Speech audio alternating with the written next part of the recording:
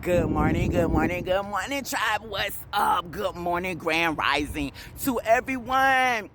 You know who it is. It's me, Cece from Crystal Clear Conversations. Tribe, I'm up on another Friday. Making a little bit of extra money, you know what I'm saying? Ain't nothing really extra though. We need every dime we can get. But on this morning, tribe, I decided to come with you guys another poem. It's called Life. I'm not gonna waste no time. Here we go. Life can change so quickly. The path you're walking can take a turn in an instant. Focus can be broken by temptation. Those things you fought so hard to separate yourself from has found you again.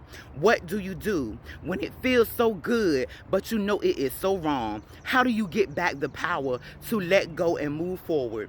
Your destiny is waiting. The enemy is watching. He thinks he has you right where he wants you, on the edge of losing all you've been fighting for, choosing to indulge in the things that feed your flesh but starves your spirit, angers your soul, and sadden your father. Does my weakness have to be my downfall or my strength? Shall I conquer or shall I surrender? Get up or give in. My flesh holds me hostage. My heart wants to do what's right. I can't sleep at night. The time has come to make a decision. Am I going to sink or swim? The water is getting deep and time is running out. What happened to that made up mind? Change is going to come. It's time to get it done. Deep inside, you know what needs to be done. The word has been spoken. God said it is already done. You have already won. The pressure has gotten to you. Are you going to focus on God to push you through? Your back is against the wall and there is only one way out. The choice is yours. He will not force you to move forward. Choose. Do you want to win or lose? And once again, tribe, that is my poem called Life. And God gave me that poem when I was sitting in my car waiting on a friend of mine to come out of the building. He was getting a urine test done for a job, and he had just came home from the penitentiary. We was dating before he got locked up, and it was like things had kindled real quick when we got back together, when we seen each other. And God was just dealing with me about all the progress I had made in my life while he was locked up. He was incarcerated for like 10 or 11 years. And God was reminding me of all the progress I had come through while he was locked up. All the progress. He showed me how far I had come. And he was just asking me, like, is this something that you really want? Like, all I had been through. All he had brought me through, all I had survived, all I had healed from. Did I really want to go through this again with this man? And I had to ponder on that. Like, do I want to sink or swim? Do you want to be free or you want to be held bound? Because that relationship was toxic. And at the time, even before he got locked up, I didn't even realize it because I was dealing with my own stuff.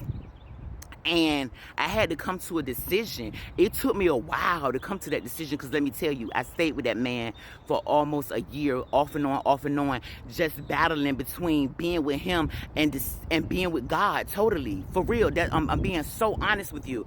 But it came to a point where I had to say, my walk with God is more important than this man.